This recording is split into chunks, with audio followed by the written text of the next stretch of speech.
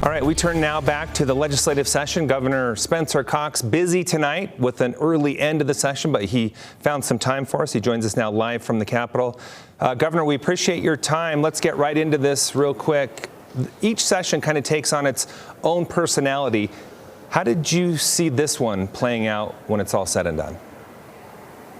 Sure, Glenn. Well, thank you. This has been probably my favorite session of the past 11 years since I've been involved. It's really been incredible to work with the legislature. And what I would say about this legislative session is historic. That's the theme. We saw historic increases in education investment, historic increases in water conservation investment, historic increases in housing investment, and historic tax cuts. The largest tax cuts, 3 times larger than the largest tax cuts we've ever seen in our state's history. This session really got off to a quick start with some controversial bills right out the gate. SB 16, one of them, banning youth from transitioning in Utah, and then HB 215, the voucher bill tied with teacher salaries.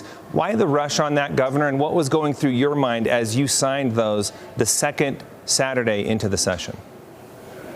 Sure. Well, certainly, I mean, it appears that the legislature decided that they really wanted to work on these issues up front. It's the first time they've tried something like that. I think overall, when I look back now on the totality of the session, I think that was a better way to do things. Sometimes when you're in the last week of the session dealing with those very heavy matters, things get very gummed up. There's hundreds of bills flying around, and we don't often get the best work of legislators that last week. And so I think it makes sense to deal with some of those heavier issues earlier in the session. Obviously, I think maybe in retrospect they would have taken a couple days longer, but we ended up in the same place, and again, feel really good, especially these last couple weeks of the session. Governor, a lot of critics saying the legislature was too focused on what they call cultural wars or waging cultural wars.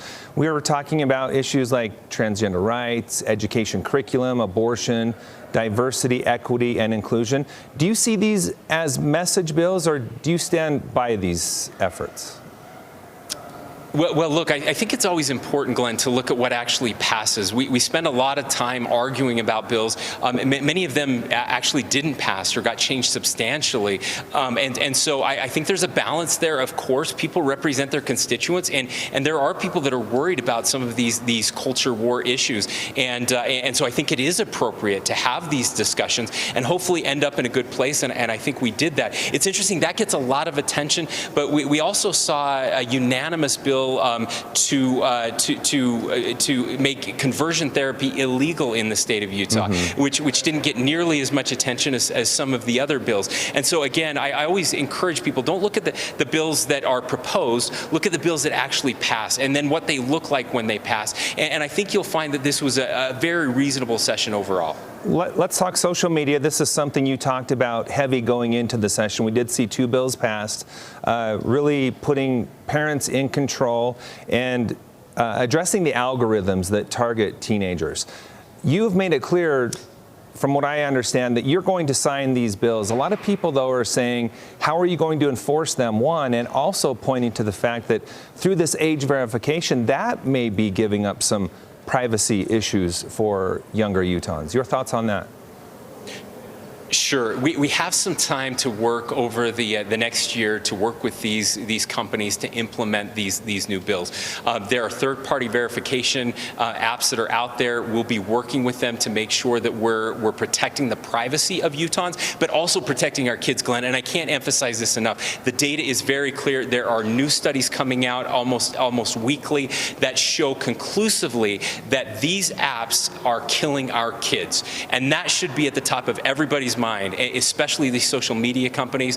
We are going to hold them accountable, and we are going to save our children. And Utah is leading the nation, and everyone else is watching. And I suspect, in fact, I know we are going to see many states copying what Utah is doing, and hopefully eventually Congress as well. Governor, how did the state flag become one of the most controversial issues during this legislative session? Well, look, people are very passionate about symbols, and the flag is certainly symbolic. I hope that people on both sides of this issue will look at the final bill that came out, and it's a much better version than the bill that was started. What we have now is an opportunity for both of these flags. And by the way, there are lots of states that have two flags, including the United States. We have, of course, Old Glory, the Stars and Stripes, but then we have the presidential seal and the United States seal. So when you look at a picture of President Trump, he will have both of those flags behind him. President Biden will have both of those flags behind him, and that's what you're going to see in the state of Utah. So for those that love the state seal, that think the state seal is incredible, we did not change the state seal, and they can still fly that flag with the seal on it. And then, of course, we will have the new flag that passed as well for those that love the new symbols and the new flag. All right, Governor, things wrapping up early. That doesn't happen every year. We appreciate your time. Thanks so much for being with us tonight. Thanks, Glenn. Have a great night. You as well. Time now for Utah's